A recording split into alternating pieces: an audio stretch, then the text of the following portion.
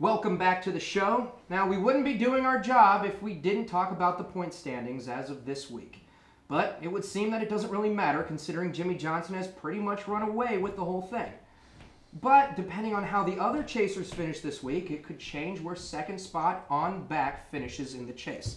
Now, Connor, we talked about this before the break. Jeff Gordon, who's our third place guy, has got to start looking in the rearview mirror because, he does. You know, you got Tony Stewart and Kurt Busch coming up strong. Well, Stewart's far enough behind Gordon that I don't think he really has to worry about that. Stewart right now sits 116 points behind Gordon, so he doesn't have to worry about Stewart. Kurt Busch, on the other hand, the last 2 weeks has really turned it on. He's only 42 points behind Gordon right now. So if Busch were to have a top 5 finish this week, Gordon really needs to finish in the top 10. The top 15, if he finishes 15th and Busch finishes top 5, Gordon's going to lose that third spot. And now it means he loses money pretty much. Yes, the money really not that important to him because he's made so much money. But history is on the line this weekend. This is why.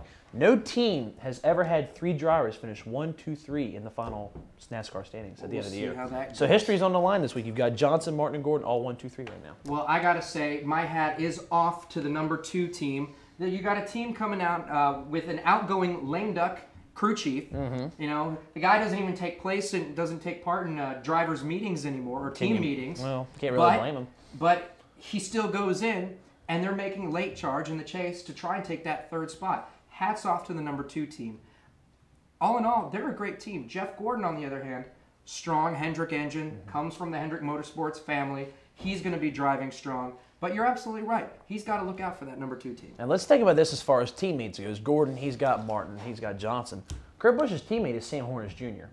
Not exactly having exactly. Just kidding. He's the guy. Sorry, Sam. He's the guy who was involved with the wreck in Johnson last week at Texas on lap 3 that made this championship race tighter until Phoenix when Johnson blew it back open again.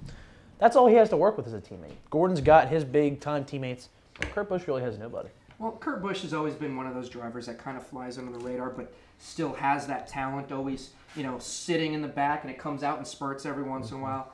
Having a great run right now.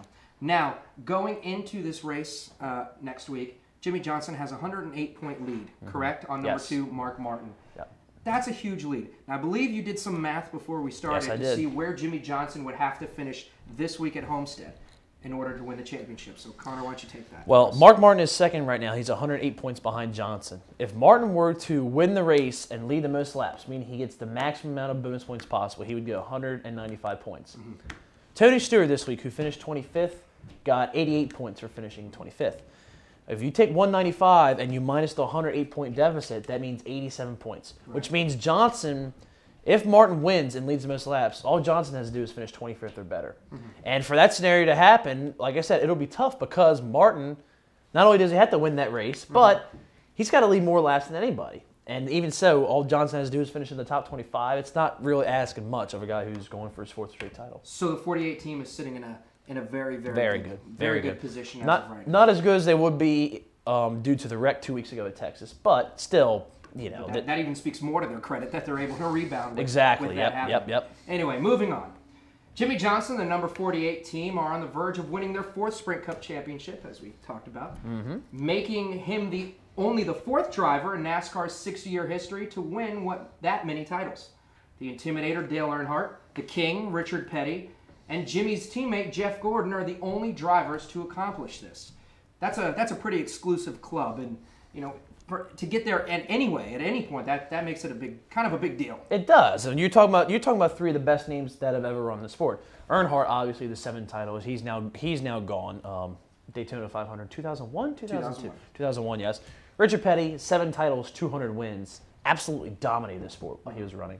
And then you got Jeff Gordon, who, when he was younger, coming through when he was the 20-something-year-old kid, he was winning all the races. He had 13 wins in, I believe it was 1998 or 97. I'm going to say 97. I'm going to say 97. We'll look it up. We'll look it up. It was either the 97 or 98. He had 13 wins, which ties the record. He was amazing when he was first coming up. And had it not been for the new chase system, he'd be sitting on 6 titles right now. He would be going for his record-tying 7th. So for Johnson to be in that company really says something. You can say it's a different era and all, but still, to have 3 titles going for 4 is amazing. Well, again, like we just said, that four championship group is a very small group, and you just named probably 3 of the biggest names that have ever grace the sport. You're Dale Earnhardt, you're Richard Petty, and you're Jeff Gordon.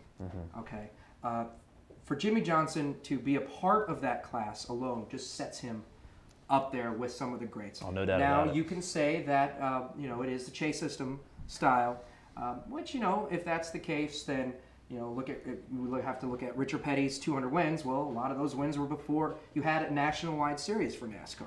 So there's always a little, there's always going to be argument of who deserves what and this and that.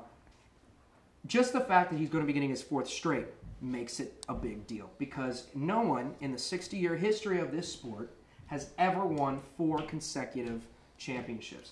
Now, Jimmy Johnson is tied with the only person to have 3 consecutive championships, Cale Yarborough. Cale Yarborough he was an amazing driver himself. And that has almost been 3 decades that sat there on that.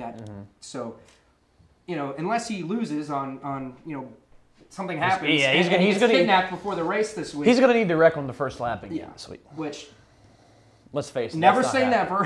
Yeah, what happened, but let's face it though, it's probably not going to happen. Yeah, well, it's probably not going to happen. It's still a huge honor, and it's a big deal for Jimmy Johnson. It is. And here's the thing: we debate all the time about the chase format, the non-chase format. Does it help Johnson win his titles? When the chase started, before they reset the points, he was 273 behind Stewart, I believe, right now, right? Right now, not only has he erased that gap, well, he leads Stewart right now by 285 points. So Johnson, with the old format, would still be 12 points ahead of Stewart going into the final race. And all the other drivers right now, like the Mark Martins and the Jeff Gordons, who are within 200 points, they'd be 300-400 points behind. It'd be a race between Johnson and Stewart for the title right now. And quite frankly, if you light a fire under Johnson, you tell him, hey, you have to finish here or you have to finish here, he'll do it. Absolutely. I agree. We're going to take a quick break, but when we come back, we're going to talk about some other things going on in the world of NASCAR. Lots of teams are getting ready for the 2010 season. And of course, some of your viewer mail. Don't go away. We'll be right back.